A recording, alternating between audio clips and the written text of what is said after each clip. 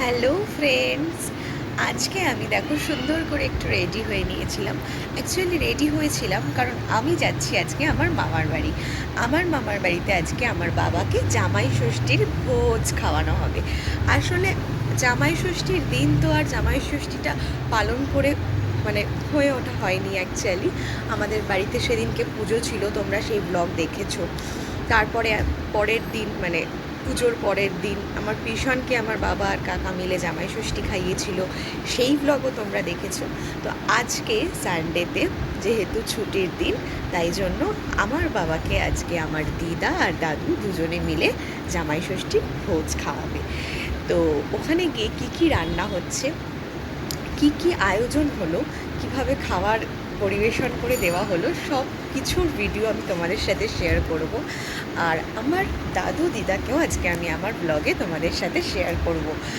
আমি আমার মামার বাড়ি ব্লগ তোমাদেরকে কখনো শেয়ার করিনি। অ্যাকচুয়ালি ছবিতে তোমরা দেখেছো, প্রতি বছরই আমার বাবাকে জামাই ষষ্ঠী খাওয়ানো হয়, কিন্তু অ্যাকচুয়ালি আমি তো আগে এই ব্লগ করতাম না, তাই তোমাদের সাথে এই সব জাস্ট ছবির মধ্যে দিয়েই শেয়ার করতাম। তো আজকে ব্লগ করে আমি তোমাদের সাথে পুরোটা শেয়ার করব। তো তোমরা এই ব্লগটা দেখতে থাকো, স্টে টিউন, টাটা। হ্যালো, তো আমি চলে এসেছি আমার মামার বাড়িতে। চলো আমি তোমাদের সাথে ইন্ট্রোডিউস করিয়ে দিই আমার দিদা আর দাদু। এই যে এটা হচ্ছে আমার দাদু, তো হাই বলে দাও সবাইকে। তারপরে আমি দেখাতে চলেছি, এটা হচ্ছে আমার দিদা। হ্যাঁ না, তুমিও একটু হাই বলে দাও।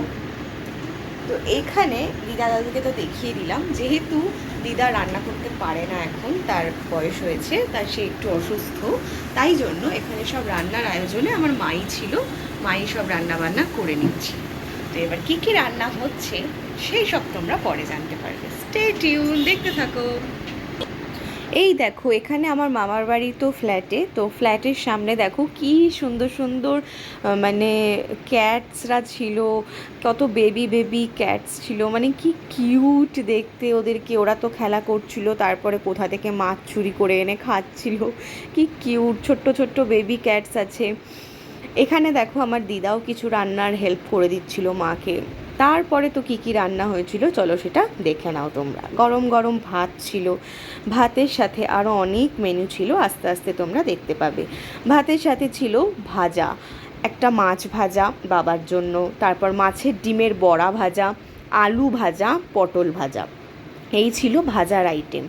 ভাত ভাজা দেখতে পেলে, আর অবশ্যই আমার বাবার খুব ফেভারিট ডাল ছিল, উচ্ছে দিয়ে ডাল, মানে তিতোর ডাল। আমার বাবা তিতোর ডাল খেতে খুবই ভালোবাসে, আর গরমে তিতো খাওয়াটা খুব ভালো, উপকারও, তাই জন্য তিতোর ডাল ছিল, ভাজা ছিল, ভাত ছিল, এগুলো তো তোমরা দেখতেই পেলে। তারপরে কী কী ছিল চলো দেখে নিই। তারপরে ছিল হচ্ছে ট্যাংরা মাছের কালিয়া, আর কাতলা মাছেরও কালিয়া, মানে ট্যাংরা মাছ আর কাতলা মাছের কালিয়াটা একসঙ্গেই রান্না করা হয়েছিল, তোমরা সেটা দেখতেই পাচ্ছ। আর তারপরে ছিল হচ্ছে ভোলা মাছ, ভোলা মাছের বেগুন আলু দিয়ে মাখা মাখা একটা তরকারি, ভীষণ সুন্দর হয়েছিল এই প্রত্যেকটা রান্না, টেস্ট অসাধারণ হয়েছিল। তো তোমরা দেখতেই পেলে ট্যাংরা মাছ, কাতলা মাছ, ভোলা মাছ, ভাজা, ডাল। এরপরেও আরও দুটো আইটেম ছিল, এইটা হচ্ছে চিকেন কষা, ভীষণই টেস্টি হয়েছিল খেতে, একদম দারুণ খেতে হয়েছিল। চিকেনের আলু দিয়ে একদম লাল লাল ঝোল, কষা কষা, খুব সুন্দর টেস্ট হয়েছিল। চিকেনটাই শেষ না, আরও একটা আইটেম তখনও রান্না হচ্ছিল, তাই সেটা দেখাতে পারিনি, পরে তোমরা এখানে দেখতে পাবে। তো দেখো খুব সুন্দর করে বাবাকে সাজিয়ে গুছিয়ে খেতে দেওয়া হয়েছিল।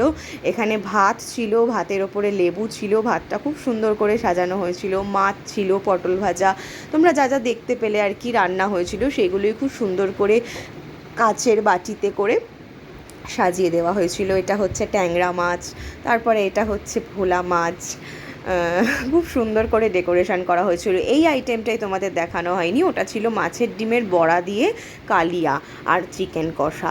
দেখো এই ছিল জামাই ষষ্ঠীর ভুরি ভোজের মেনু, আর কাঁচের গ্লাসে ছিল জল। আমার বাবা কিন্তু কাঁচের গ্লাসে জল খেতেই ভীষণ পছন্দ করে।